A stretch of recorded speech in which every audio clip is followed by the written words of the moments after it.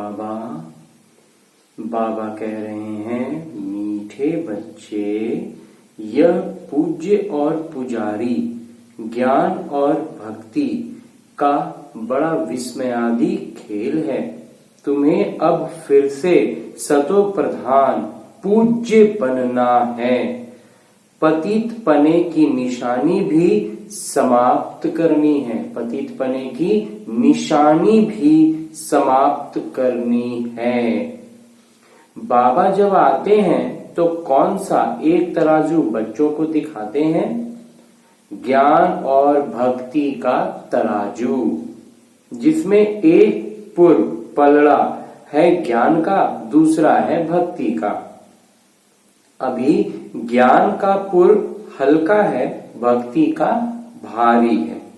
धीरे धीरे ज्ञान का पुर भारी होता जाएगा, फिर सतयुग में केवल एक ही पुर होगा। वहां इस तराजू की दरकार ही नहीं है। ओम शांति।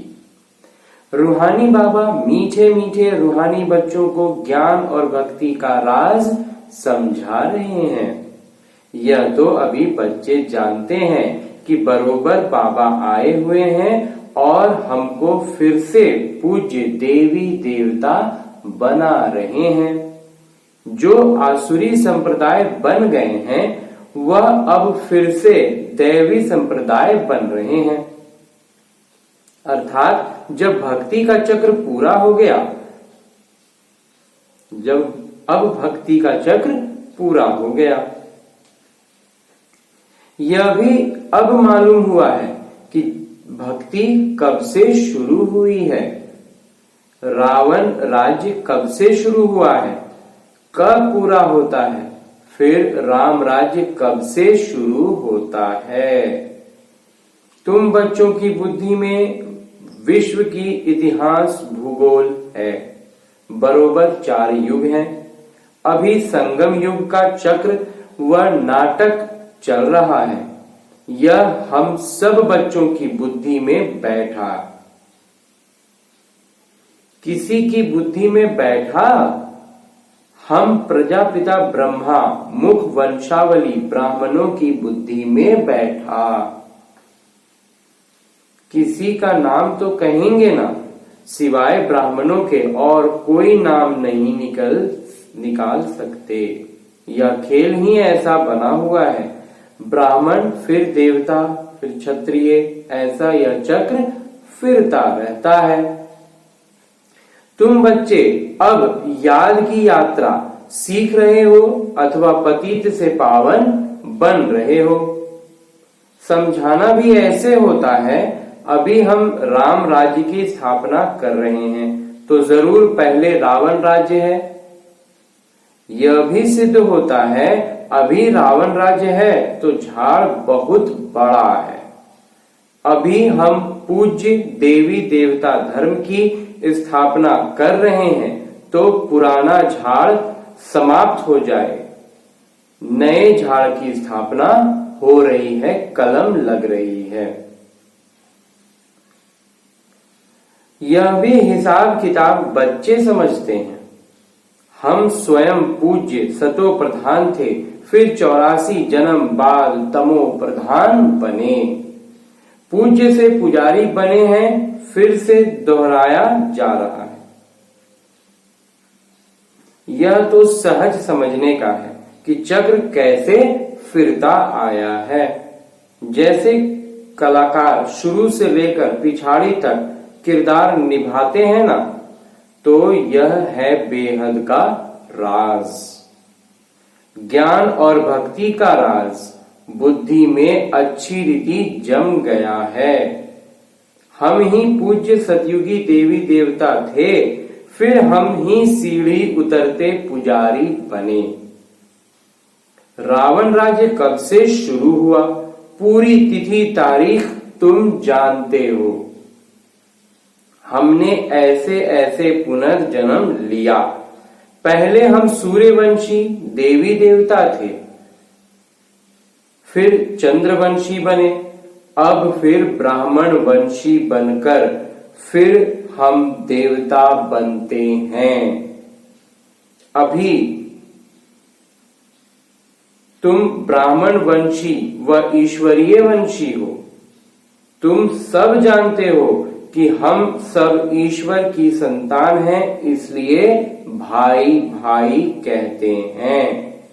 वास्तव में तो भाई होते हैं मूल वतन में, फिर किरदार निभाने के लिए नीचे आना पड़ता है। यह तो बच्चे जानते हैं। हम ही शूद्र से ब्राह्मण बन पढ़कर वह संस्कार ले जाते हैं, सो हम देवी देवता बनते हैं। कल हम शूद्र थे, आज हम ब्राह्मण हैं, फिर कल हम देवता बनेंगे। यह राज समझाना भी होता है बच्चों को। सभी को सुजाग करना है। यह तुम किसी को भी समझा सकते हो कि नई दुनिया सतयुग, यह पुरानी दुनिया कलयुग है। इसमें कोई सुख नहीं। बच्चे समझते हैं जब यह नया झाड़ था तब हम देवी देवता थे, बहुत सुख था। फिर चक्र लगाते लगाते दुनिया पुरानी हो गई। मनुष्य भी बहुत हो गए हैं तो दुख भी बहुत हो गया है। बाबा समझाते हैं सतयुग में तुम कितने सुखी थे। सदा सुखी तो कोई रहते नहीं। पुनर्जन्म लेने का भी कायदा है। पुनर्जन्म लेते लेते उतरते उतरते 84 जन्म पूरे हुए हैं। फिर नए सिरे चक्र फिरना है। ज्ञान और भक्ति। आधा कल्प है दिन नई दुनिया, फिर आधा कल्प है रात पुरानी दुनिया। यह पढ़ाई याद करनी होती है। शिव बाबा को भी याद करना होता है। शिक्षक को भी सारा याद है ना। तुम कहेंगे बाबा को इस सारे सृष्टि का ज्ञान है। तुम भी समझते हो कि हम जो पावन पूज्य देवी देवता थे सो अब पुजारी पतित बने हैं। सतो प्रधान, सतो रजो तमो, यह है इतिहास भूगोल। तुम नाटक को समझते हो। यह पूज्य और पुजारी बनना खेल बना हुआ है। ऐसी ऐसी अपने साथ बातें करो। सतो प्रधान बनने के लिए मुख्य है ज्ञान और योग। ज्ञान है सृष्टि चक्र का और योग से हम पावन बनते हैं। कितना सहज है। किसी को भी समझा सकते हो, जैसे बाबा भी समझाते हैं, है ना। सिर्फ बाबा बाहर नहीं जाते क्योंकि बाबा इनके साथ है ना। कोई भी मनुष्य सद्गति को तो जानते ही नहीं। सद्गति की बातें तो अब समझें, जब सद्गति दाता को पहचाने। तुम्हारे में भी क्रमशः जानते हैं। तुम समझते हो और समझाते भी हो। मूल बात है ही पतित से पावन बनने की। याद से ही तमो प्रधान से सतो प्रधान बनते जाएंगे। यहाँ के बच्चे व बाहर के बच्चे कहते हैं कि योग कैसे लगावें, पतित से पावन बनने की युक्ति क्या है, क्योंकि इसमें ही मूंझे हैं। तो समझाना चाहिए कि यह खेल ही हार और जीत का बना हुआ है। भारत ही पतित से पावन और पावन से पतित बनता है। आधा कल्प है ज्ञान अर्थात पावन, आधा कल्प है भक्ति अर्थात पतित। अब फिर से पतित से पावन बनना है। यह याद की यात्रा प्राचीन बहुत नामी ग्रामी है। यह वह तो जिस्मानी यात्राएं जन्म जन्मांतर करते नीचे गिरते गए हैं। ऐसे नहीं कि उनसे पावन बने हैं। पावन बनाने वाले हैं एक बाबा। वह एक ही बार आते हैं। शिव बाबा का पुनर्जन्म नहीं कहेंगे। मनुष्य को ही 84 जन्मों का चक्र में आना है। बाबा कहते हैं यह कहानी बहुत ही सहज है। सिर्फ किरदार जरूर बदलना चाहिए। जब तुम देवताएं थे तो तुम्हारा सर्वोच्च चरित्र था। फिर धीरे धीरे तुम्हारा चरित्र बिगड़ता गया। रावण राज्य में तो अभी बिल्कुल बिगड़ गया है। आधा कल्प भक्ति मार्ग में पतित बनने से हाहाकार मच गया। पावन शिवालय से फिर पतित वैश्यालय बन जाता है। रावण ने जीत पा ली। कोई कोशिश ही नहीं करते कि राम राज्य कैसे बने। बाबा को ही आना पड़ता है। यह भी नाटक बना हुआ है। रावण राज्य में हम गिरते आए हैं, अब फिर चढ़ना है। बाबा आकर जगाते हैं क्योंकि सब भक्ति में सोए पड़े हैं। बाबा आए हैं तो भी सोए पड़े हैं। बाबा आते ही हैं पिछाड़ी में, जबकि सब अज्ञान नींद में सोए हैं। जैसे बाबा ज्ञान का सागर हैं, सृष्टि के आदि मध्य अंत को जानते हैं, तुम भी जानते हो। इतने सब बच्चे बाबा से सीखते हैं ना। एक बाबा से सीखकर फिर वृद्धि को पाते हैं। कल्प पहले भी तुमको मनुष्य से देवता बनाया था। अभी भी तुमको जरूर बनना है। फिर कोई हल्का पुरुषार्थ करते, कोई फिर तीखा करते। क्रमशः तो है ना। कोई की मंद बुद्धि है, उस विद्यालय में भी क्रमशः तो होते हैं ना। उस पढ़ाई में तो BA MA आदि की कितनी कक्षाएं होती हैं, कितने मनुष्य पढ़ते हैं। सारी दुनिया में कितने MA पढ़ते होंगे। जो भी भारतवासी है कितने समय से पढ़ते हैं। कोई शिक्षक बनते, कोई क्या बनते, आजीविका करते रहते हैं।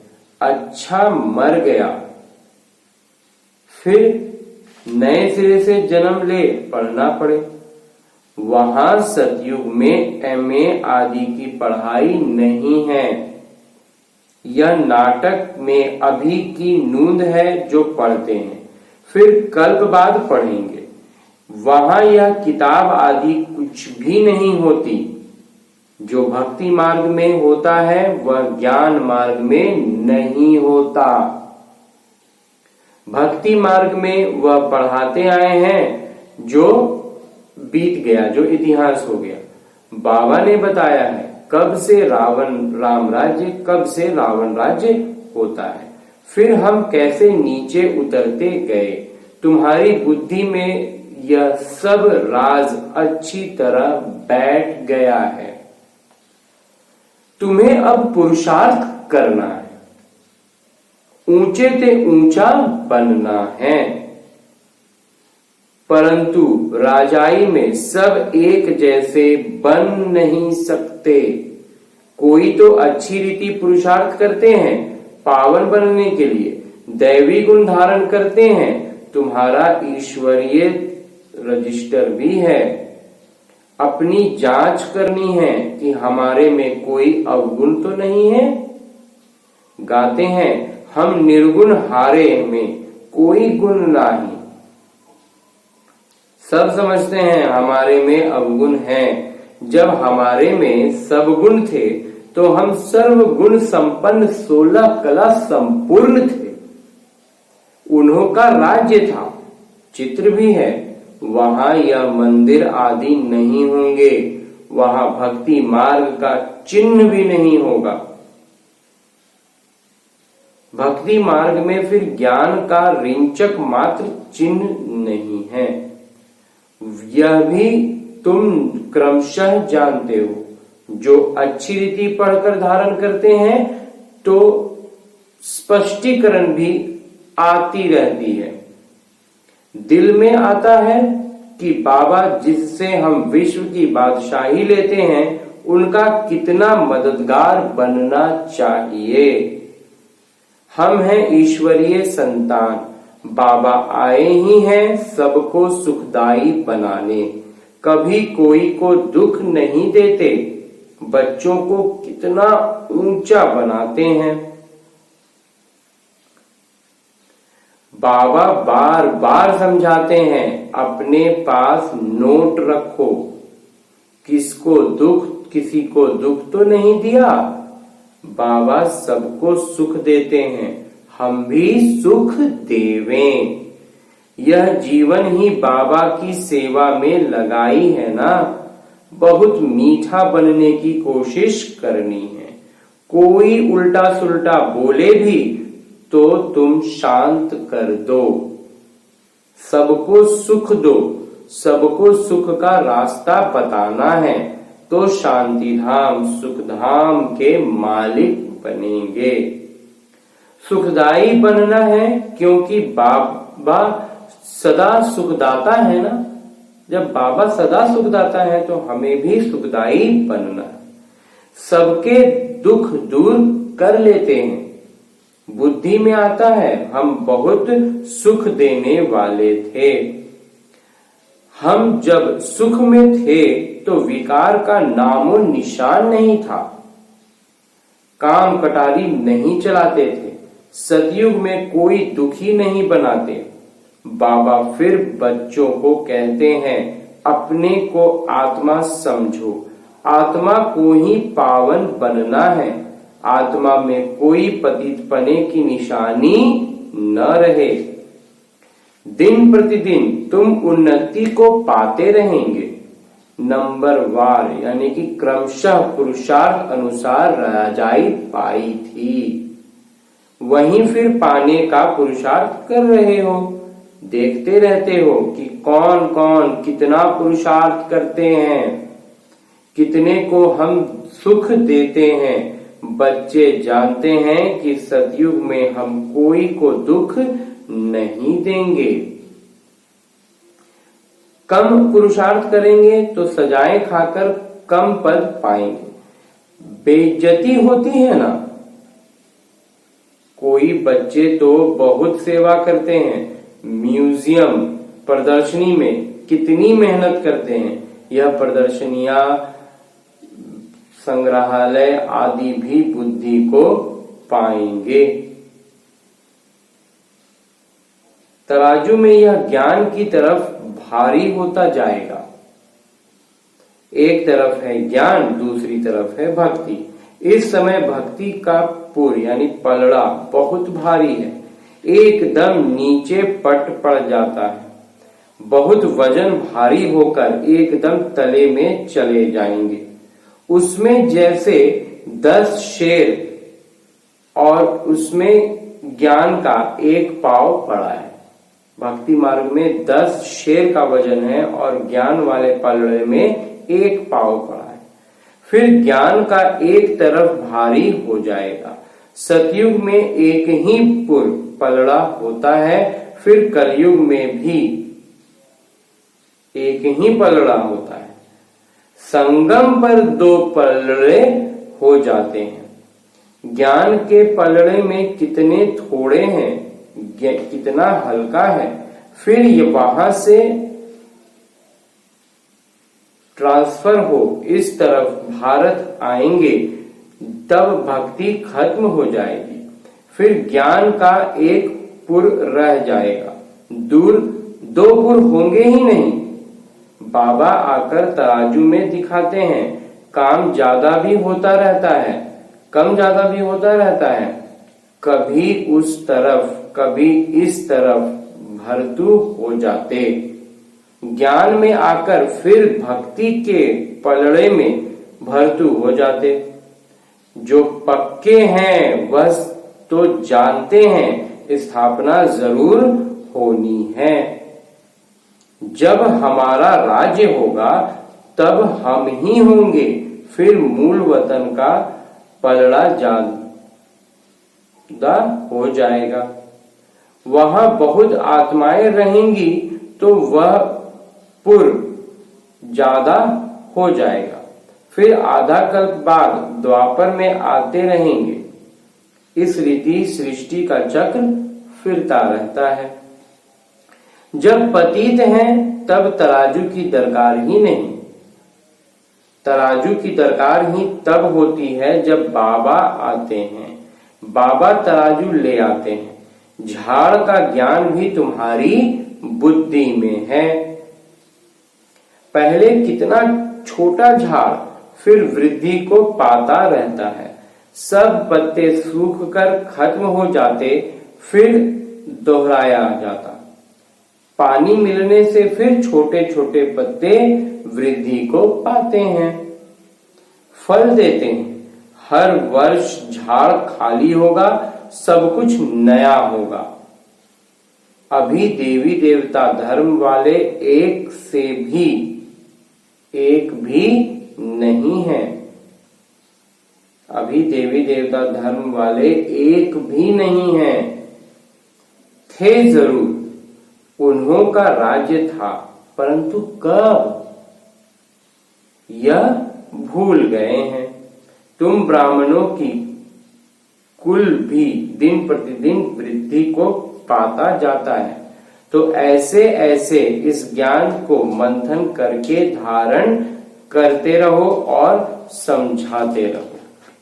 अच्छा, मीठे मीठे सिकिलदे बच्चों प्रति माता पिता बाबा का याद प्यार और प्रणाम।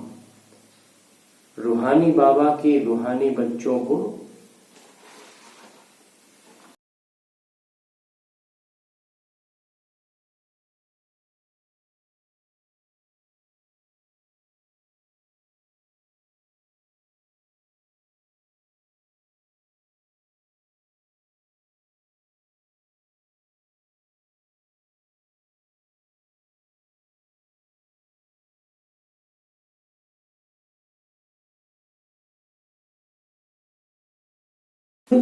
दूर करने हैं।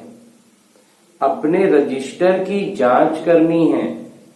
दैवी गुण धारण कर चरित्रवान बनना है। अवगुण निकाल देने हैं। आज बाबा वरदान दे रहे हैं। बाबा कहते हैं स्वदर्शन चक्र के शीर्षक की स्मृति द्वारा, स्वदर्शन चक्र के शीर्षक की स्मृति द्वारा परदर्शन मुक्त बनने वाले माया जीत भव। स्वदर्शन चक्र के शीर्षक की स्मृति द्वारा परदर्शन मुक्त बनने वाले माया जीत भव। संगम युग पर स्वयं बाबा बच्चों को भिन्न भिन्न शीर्षक देते हैं। उन्हीं शीर्षकों को स्मृति में रखो तो श्रेष्ठ स्थिति में सहज ही स्थित हो जाएंगे। सिर्फ बुद्धि से वर्णन नहीं करो, लेकिन विराजमान, अपने आसन पर विराजमान हो जाओ। जैसा शीर्षक वैसी स्थिति हो। यदि स्वदर्शन चक्रधारी का शीर्षक स्मृति में रहे तो परदर्शन चल नहीं सकता। स्वदर्शन चक्रधारी अर्थात माया जीत। माया उसके आगे आने की हिम्मत भी नहीं रख सकती। स्वदर्शन चक्र के आगे कोई भी ठहर नहीं सकता। स्लोगन है, वानप्रस्थ स्थिति का अनुभव करो और कराओ तो बचपन के खेल समाप्त हो जाएंगे। वानप्रस्थ स्थिति का अनुभव करो और कराओ तो बचपन के खेल समाप्त हो जाएंगे। ओम शांति बाबा। ओम